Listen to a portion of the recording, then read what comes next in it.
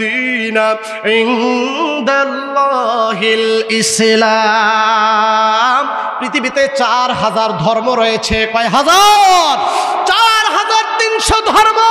কেউ বলেছে 4500 ধর্ম, কেউ বলেছেন 4600 ধর্ম।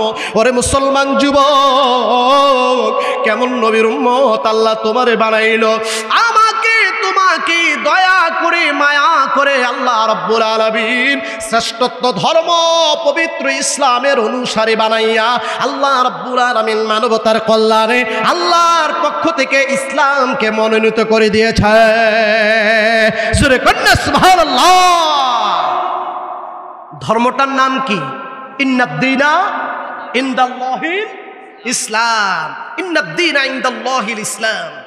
ভাইরা আমার, একই সূরা সূরা আলে ইমরানের 85 নম্বর আয়াত আল্লাহ রাব্বুল আলামিন বলেন, ওয়া মান ইয়াবতাগি গায়রাল ইসলামি দীনান ফালান ইউকবালা মিন।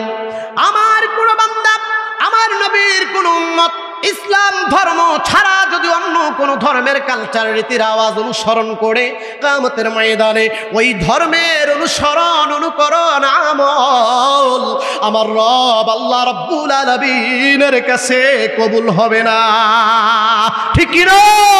ও যুবক, তুমি যে হিন্দুদের 12 মাসের 13 পূজায় যায় দাঁড়ায় থাকো, ও যুবক যুবতী নারীর নাচ ড্যান্স কনসার্টের মধ্যে যায় দাঁড়ায় থাকো রে যুবক, 31st night day, Pohela Boishakh, বিভিন্ন মুসলিমদের কালচারের মধ্যে সময় দাও, সময় দাও, সময় দাও।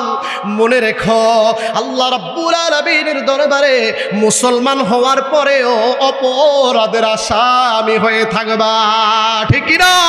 প্রাণের প্রিয় ভাইরা আমার, এই যে ইসলামের কথা বললাম, আল্লাহ কোরআনে বলেছেন ইন্নাদ্দীনা ইনদাল্লাহিল ইসলাম। আল্লাহ রাব্বুল আলামিন মানুষের কল্যাণে, মানুষের হেদায়েতে মনোনীত করে দিয়েছেন ইসলাম। যে ইসলাম পাওয়ার কারণে আজ আমার তোমার মৃত্যুর পরে জানাজা হয়। ঠিক কি না?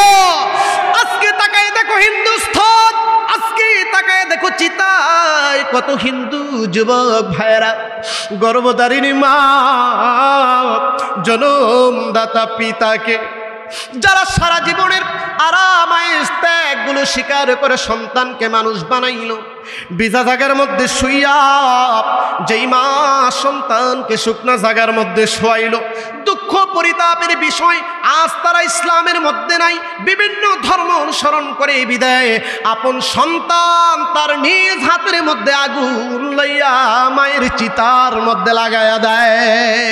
ঠিক কি না?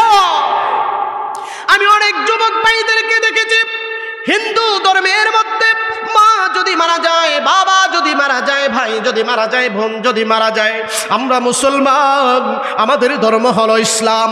ইসলাম আছে বিধি মৃত্যুর পরে কি সুন্দর করে গোসল করাইয়া, সাদা মার্কিনে পোশাক পরাইয়া, হাজার হাজার মানুষের উপস্থিতি দিয়া সামনে লাশটা লইয়া জানাজা পড়াইয়া সবাই আসে না, আসে না, আবার কবর পর্যন্ত যায় সম্মানের সহিত দোয়া দুরূদ পইরা আমার রবের নামে, আল্লাহর রসুলের নামে বিসমিল্লাহি ওয়া আলা মিল্লাতি রাসূলিল্লাহ পড়ে কবরের মধ্যে কি সুন্দর করে লাশটা নামায়। ওরে যুবক, একমাত্র ইসলাম পাওয়ার কারণে এত সম্মান আমার তোমার হয়ে গেল।